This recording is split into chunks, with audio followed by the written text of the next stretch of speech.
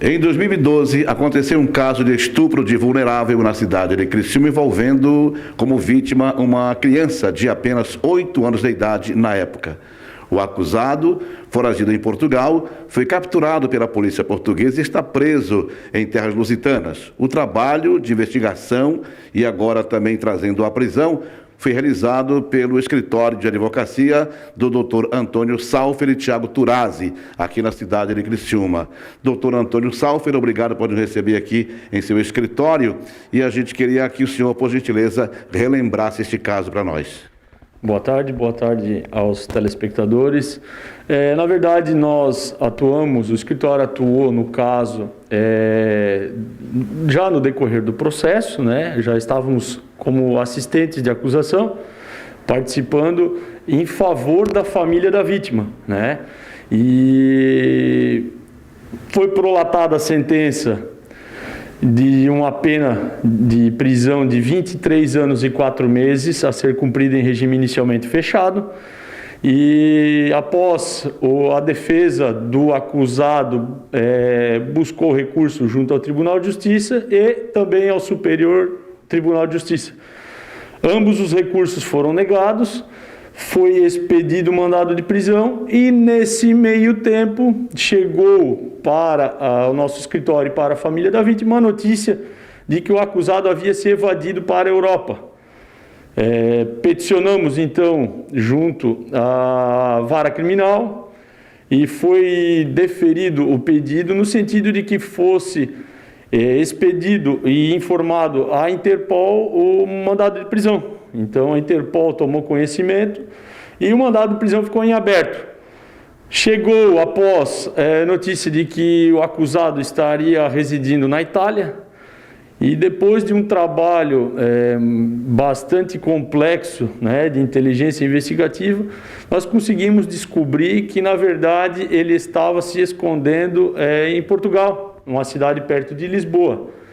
Na posse dessa informação, foi feito um contato com a polícia portuguesa, através do escritório, né, por e-mails e várias trocas de e-mails, e foi informado essa localização. E depois que a notícia chegou no país de Portugal, na polícia de Portugal, não demorou 10 dias para que fosse comunicada a prisão do acusado, que hoje encontra-se recolhido naquele país e com um pedido de extradição já autorizado pela Justiça da comarca de Criciúma e com o processo já iniciado junto ao Ministério da Justiça. Doutor Antônio Salfer, qual era o grau de parentesco dele e a vítima e que tipo de procedimento que ele tinha realmente com essa criança? Bom, o grau de parentesco, ele na verdade ele era padrasto da vítima, né?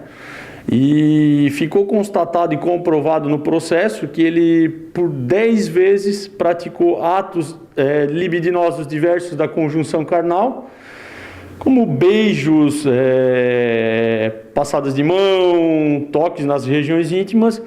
E infelizmente também ficou comprovado através de perícia que inclusive houve o desvirginamento da criança.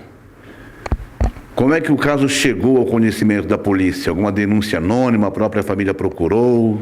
Foi a própria família da vítima que levou ao conhecimento das autoridades policiais através do registro no boletim de ocorrência, noticiando os fatos, e a partir dali iniciou-se o processo com a instauração de inquérito, deflagração de denúncia por parte do Ministério Público, audiência de instrução e julgamento e aí os trâmites processuais que a lei determina. Na época que ele fugiu, havia uma prisão decretada contra ele aqui? Sim. A gente não tem receio nenhum em dizer que, na verdade, ele foi para a Europa para tentar fugir da responsabilidade penal que carregava aqui no Brasil.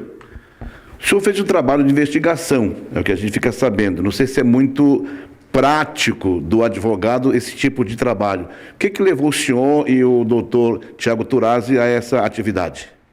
Bom, é um trabalho que faz parte do meio da advocacia criminal, né? Nesta situação, como eu disse para o senhor, atuávamos em favor da família da vítima, né? Especialmente em razão da natureza do crime. E o que levou foi o comprometimento, né, do escritório em não estar satisfeito e não se limitar somente com a expedição do mandado de prisão. O que nos levou a esse árduo trabalho foi realmente chegarmos à conclusão de que agora o acusado prestará as contas que deve à justiça. A partir de agora, quanto tempo o senhor acha que ele deve chegar a Criciúma e o tempo de prisão que ele vai tomar? Bom, a condenação foi de 23 anos e 4 meses, como eu disse no início da reportagem. A lei penal brasileira, processual, ela tem um sistema progressivo de cumprimento de pena. Então, mais de 9 anos de regime fechado, e aí assim vai progredindo ao semiaberto e tal, mas ele com certeza, até colocar os pés na rua em liberdade, ele vai ficar vários anos recolhido junto ao sistema penitenciário. Missão cumprida. Missão cumprida, e só para finalizar, não deixar uma pergunta em aberta, esse trâmite de extradição ele pode levar de algumas semanas até alguns meses, mas eu não tenho dúvida de que em breve ele retorna para Criciúma para cumprir aqui onde ele cometeu o crime a pena que a justiça lhe impôs. Tá certo. Muito obrigado, doutor Antônio Saufer, mais uma vez por nos receber em seu escritório de advocacia aqui em Criciúma e nos esclarecer, né, sobre este processo que terminou, claro, com a prisão em definitivo agora do acusado. As imagens são de Jean Kleber, eu sou Beto Silva, para a RTV Criciúma.